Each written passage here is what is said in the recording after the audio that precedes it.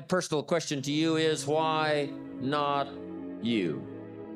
You've got the brains, you can make decisions, you can study the plan, you can change your life, you can grow immensely in the next few years, you can make your dreams come true, you can build a financial wall around your family nothing can get through, you can become healthy, you can become powerful. Why not you? You are going to have to jump. You cannot just exist in this life. You have got to try to live. If you are waking up thinking that it's got to be more to your life than it is, man, believe that it is. But to get to that life, you're gonna have to jump. You know, I have a lot of young boys who listen to my show in high school and college. Do the best you can. These are years that you can't get back. The saddest thing in life is wasted talent, guys. It's so easy to waste time. You know how easy it is if you want to be a failure? It's very simple. Just don't do anything. You have to do nothing. You want to be a failure? Don't do anything. You want to do something with your life? You got to do something. Somebody said, you got to have a routine. People without a routine waste their life. And boy, is that true. You gotta have a routine. You gotta get up in the morning know what you're gonna do. If you don't have a routine, your life is like haphazard. It's like a motorboat in the ocean without a rudder. It's got a big engine, but it doesn't have a rudder. Nelson Mandela said, there is no passion to be found playing small and settling for a life that's less than the one you're capable of living. But where do you go to? You wake up on a morning, it's cold, it's wet, it's dark, you've got no cartilage in your knee, you've got shitty shorts, whatever it is that's the issue today. It's warm on the couch, your missus says stay in bed. It's comfy, it's cozy, you've got work later on, you had an argument last night, you're slightly hungover. Cause I know every motherfucker ain't gonna do what I'm gonna do. There's so many people that have the ability and just refuse to get off that couch.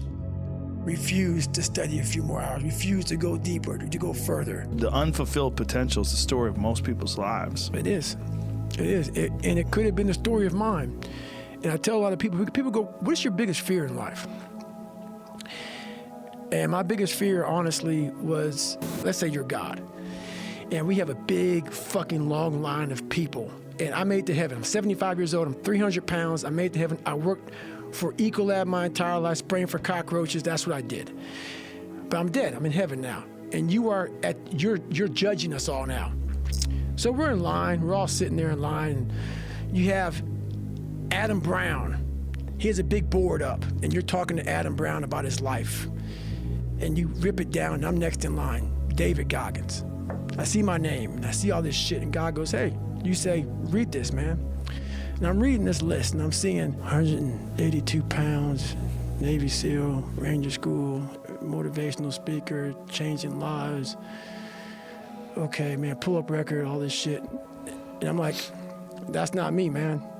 And God looks at me and says, that's who you were supposed to be. Imagine you're on your deathbed, and standing around your deathbed are the ghosts representing your unfulfilled potential. The ghost of the ideas you never acted on. The ghost of the talents you didn't use. And they're standing around your bed, angry, disappointed, and upset. They say, we came to you because you could have brought us to life, they say. And now we have to go to the grave together. Do not live in your bubble. Put some more air in your bubble. If you stay in your comfort zone, that's where you will fail. You will fail in your comfort zone. Success is not a comfortable procedure. It is a very uncomfortable thing to attempt. So you got to get comfortable being uncomfortable if you ever want to be successful. To get something you never had, you have to do something you never did. It's time to stay focused. It's time to decide, fuck clubs, fuck partying, fuck trying to fit in and socialize, rub elbows with everybody so people can stop calling you weird. Why are you so antisocial? Because I'm trying to get it. Why are you staying on the basketball court so much? Because I'm trying to get it. Why are you out there practicing in the hot sun when ain't nobody else out there? Because I'm trying to get it. Why are you not clubbing like every time I text you and invite you to go do something fun and cool, you always studying?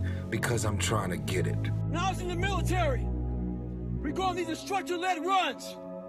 Most of the time, we knew the start and end point.